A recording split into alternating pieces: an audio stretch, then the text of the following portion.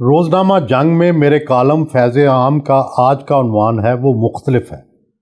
اس کے سب ملنے والے کہتے ہیں کہ وہ ماضی کے سب لوگوں سے مختلف ہے۔ اخبار نویسوں کی اس سے آج تک براہ راست رسائی تو نہیں ہوئی، بالواسطہ طور پر اس کے ملنے والوں کے تاثرات ہم تک پہنچتے رہتے ہیں۔ ابھی تک اسے براہ راست ملنے اور سننے کا اتفاق نہیں ہوا ہے، مگر صافیانہ تجسس مجبور کرتا ہے کہ اس کے بارے میں زیادہ سے زیادہ جانیں، اس بات کی کھوج لگائیں کہ اس کے خیالات کیا ہیں، وہ کیسا پاکستان چاہتا ہے۔ وہ جنرل باجوہ سے تو شروع میں 2-3 ملاقاتوں کا موقع مل گیا تھا، چنانچہ میں نے باجوہ ڈاکٹرائن کے عنوان سے مضمون لکھ دیا تھا، جس پر مجھے بعد میں بلاول بھٹو نے بتایا کہ وہ یہ مضمون پڑھ کر جنرل باجوہ کے عزائم جان گئے تھے اور 2018 کی انتخابی مہم اسی مضمون کو سامنے رکھ کر چلاتے رہے تھے۔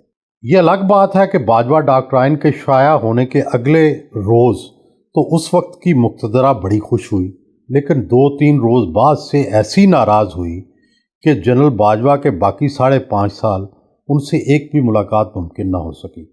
ایک انتہائی اہم ذریعہ نے جنرل مشرف اور اس کا تقابل کرتے ہوئے بتلایا کہ جس دن جنرل مشرف کو فوج کا سربراہ مقرر کیا گیا وہ انتہائی مشکور و ممنون تھے اور بار بار وزیر اعظم سے پوچھتے تھے مجھے کوئی حکم دیں۔ وزیر اعظم نے انہیں کہا صرف ایک بات کا خیال رکھیں کہ آپ اپوزیشن سے نہ ملیں، کیونکہ جب کوئی فوجی سربراہ اپوزیشن سے ملتا ہے تو حکومت غیر مستحکم ہونا شروع ہو جاتی ہے۔ جنرل مشرف نے سر جھکا کر وعدہ کیا کہ وہ اپوزیشن سے بالکل نہیں ملیں گے، مگر ایک ہی ماہ بعد خبر ملی کہ وہ پہلے حامد اثر چٹھا سے ملے ہیں اور پھر انہوں نے خفیہ طور پر ساری اپوزیشن سے ملنا شروع کر دیا۔ اسی ذریعے نے بتایا کہ یہ اس لیے مختلف ہے کہ جب صدر علوی اس کی تقرری کے لیے عمران خان کے پاس لاہور آئے تو صدر علوی نے اسے فون کیا اور اطلاع دی کہ عمران خان نے آپ کی تقرری پر اتفاق کیا ہے، پھر اسے مبارکباد دی اور ساتھ ہی کہا یہ لیں عمران خان سے بات کریں۔ اس نے فوراً کہا آپ تو صدر پاکستان ہیں، آپ سے بات ہو سکتی ہے، میں کسی سیاستدان سے بات نہیں کروں گا، میرا منصب اس بات کی اجازت نہیں دیتا۔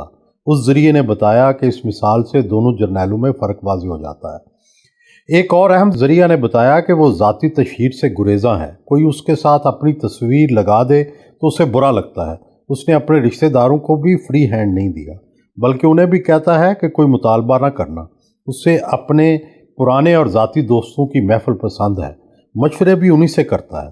ایک اہم ذریعہ نے جنرل رحیل شریف اور اس کا تقابل کرتے ہوئے بتایا کہ دونوں میں زمین آسمان کا فرق ہے۔ جنرل رحیل شریف کو جنرل باجوہ درشنی جرنیل کہتے تھے، جبکہ اس اہم ذریعہ نے انہیں بھولے بادشاہ قرار دیا جو بغیر کوئی جنگ لڑے فیلڈ مارشل بننے کے متمنی تھے۔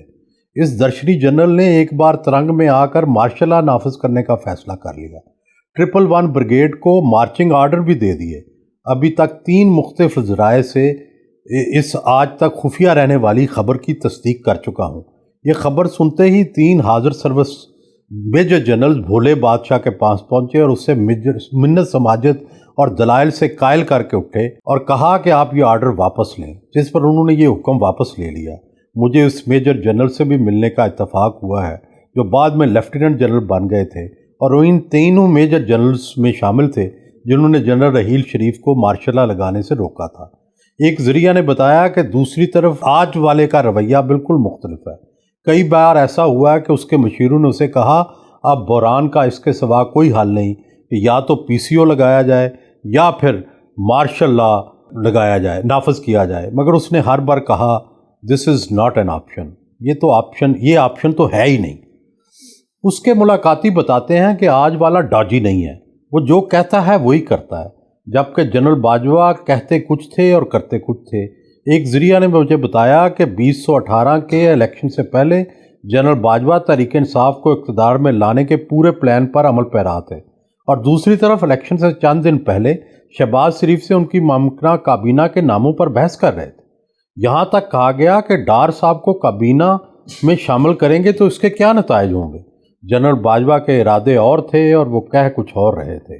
سیاسی ذرائع یہ بھی کہتے ہیں کہ سیاسی لیڈر جنرل باجوہ سے ملاقات کرتے تھے، بھلی بھلی ملاقات ہوتی تھی، میٹھی میٹھی باتیں ہوتی تھیں اور وہ سیاستدان دوسرے دن گھر پہنچتا تھا تو گرفتار ہو جاتا تھا۔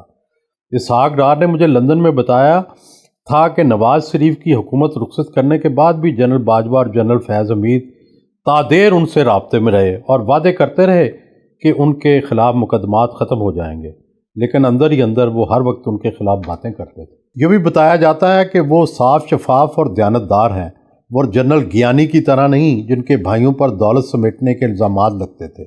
یہ بھی کہا جا رہا ہے کہ ان کا فوکس معیشت کو راہ پر لانا ہے اور وہ سمجھتے ہیں کہ نواز شریف کی حکومت کو ہٹانے کی غلطی سے ہی معیشت کا زوال شروع ہوا۔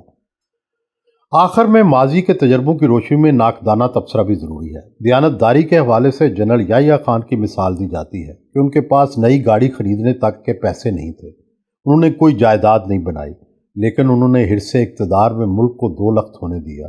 ہم ان کی ایمانداری کو دیکھیں یا ان کے ناقص فیصلوں کو، میرا خیال ہے ہمیں اس وقت بھی فیصلے ہی دیکھنے چاہیے تھے اور آج بھی فیصلے ہی تاریخ میں اس کا مقام متعین کریں گے۔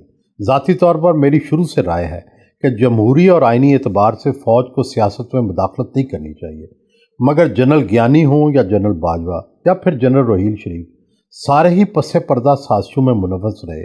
حمید گلوں، پاشوں اور ظہیر الاسلاموں سے سب کچھ کون کرواتا رہا؟ فیض حمید کا نشانہ کون کون بنا؟ آج پی ٹی آئی اور اس کے سربراہ عطاب کا شکار ہے۔ تاریخ عمران خان سے تو ان کی غلطیوں کا حساب لے رہی ہے اور لیتی رہے گی، لیکن یاد رکھیں کہ اسے بھی تاریخ میں اپنی غلطیوں پر جواب دینا ہوگا۔ وہ لاکھ مختلف سہی، وہ ڈسپلن کا 100% پابند سہی، اس کی دیانت مستند سہی، وہ مارشل لاء کا مخالف سہی، وہ پاکستانی معیشت کو بہتر کرنے کا متمنی سہی، لیکن اصل امتحان تو یہ ہے کہ جب وہ جائے گا تو پاکستان کل سے زیادہ متحد ہوگا یا تقسیم شدہ؟ کیا جب وہ رخصت ہوگا تو پاکستانی معیشت مضبوط ہوگی یا پہلے سے بھی خراب؟ اور سب سے آخری بات کہ کیا اس کے مخالف بھی اس کی خدمات کا اعتراف کریں گے یا نہیں؟